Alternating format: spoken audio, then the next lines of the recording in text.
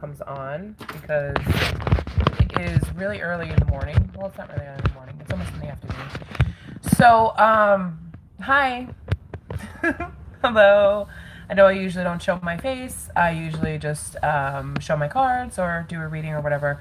But I had some time today, and I actually had someone message me a question, and I wanted to answer that question a little bit more in detail, as opposed to making a really long video on my phone and uploading it for hours. It takes forever to upload videos. It's horrible. So anyway, let's get into it.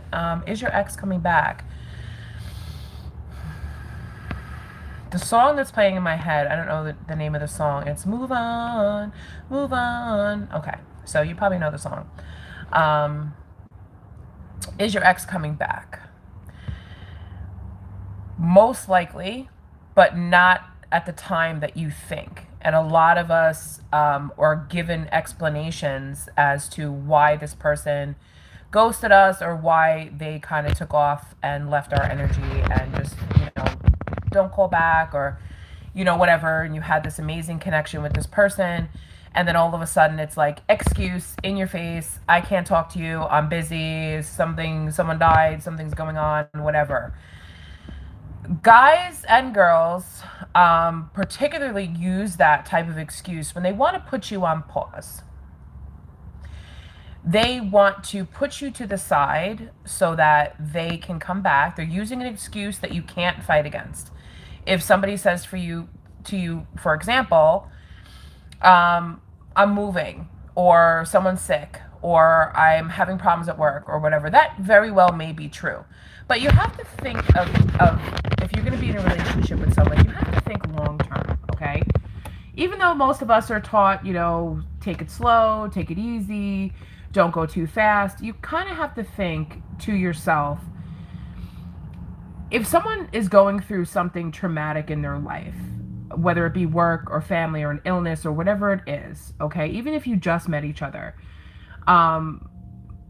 would you want the type of person that goes through that by themselves and doesn't hit you up for comfort, for advice, for somebody to lean on, for something, okay? Would you want someone like that in your life? When you're going through, think of yourself, when you're going through something that's really traumatic, or, you just need a shoulder to cry on, or you need support, who are you going to reach out to?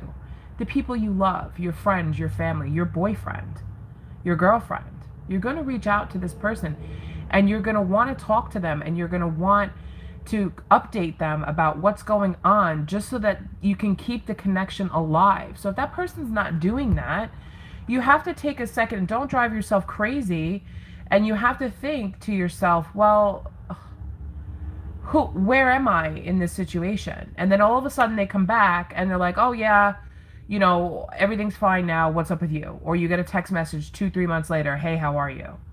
And then you're like, wow, oh my God. And then your whole world stops. But in the meantime, you've been thinking about this, you've been stressing about it, you've been kind of thinking, left to give yourself closure about it, wondering what's going on.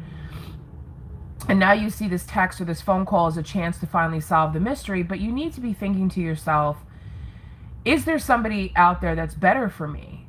If a relationship ended for some bullshit reason and you're just kind of, or they just ghost you and stop talking to you, or, they just end the connection very abruptly, that's giving you a chance to get away scot-free and to go find someone who's not going to do stuff like that. And we often find people with the same situations over and over and over again, where I'll hear people say, well, this person ghosted me and I moved on and I didn't bother contacting them, and then all of a sudden 2-3 months later they come back. So the tarot card reading, whether you saw it from me or from someone else, was right. Yes, your ex did come back, okay? Or the person you were connecting to did come back.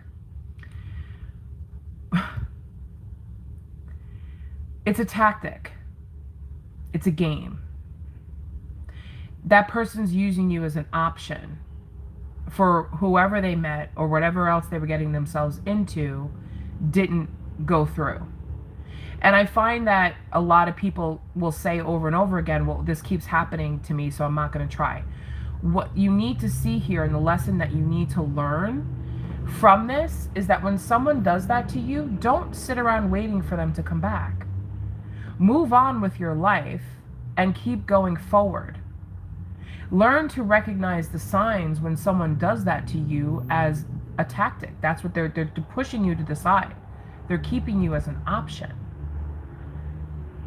That's not what you want. You don't want to be someone's option. You're not a doll sitting on a shelf waiting for someone to take you down and play with you. That's not how you live your life. And once you learn that, you'll find people that are more committed. So when you do get that text message from this random person months later, a year later, whatever it is, you could say nothing. Or you can say, hi, thanks for coming back, but I've moved on with my life and that's it, and you just keep it going depending on how nice you want to be.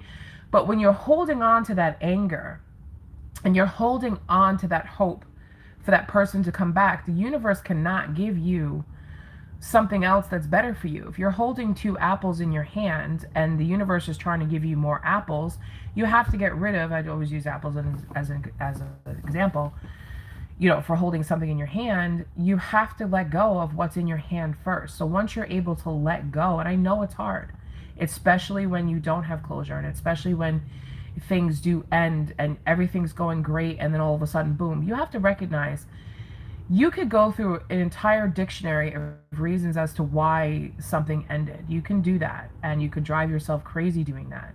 And often when you're left with no closure, you're thinking it's your fault. It's something that you did. So you're trying to figure out, well, what was it that I did that caused this to happen? And you need the answers from that person. Sometimes, and a huge majority of the time, it's not you that caused the problem. It's not you that caused the problem. It's them. It's a problem within them, where they have commitment issues, or they don't have the focus on one person and they just want to keep looking to see what else is out there. So if they're doing that, then you should be doing that to see what else is out there. Don't give up. If somebody, learn from it, absorb it, whatever it is, and then release it and let it go. Once you release things and you let it go, you're able to move on a lot faster and learn from these lessons, because you're worth someone's time. You are definitely worth. So even if they do come back, so what? Are they coming back in a different energy? Are they coming back a different person? Are they coming back with an explanation that is justified for their actions? But you also have to think, is this the type of long-term partner that I want? Whenever something goes wrong in their life, they're just going to run away from the hills and I'm just supposed to sit there and wait for them to come back and explain themselves?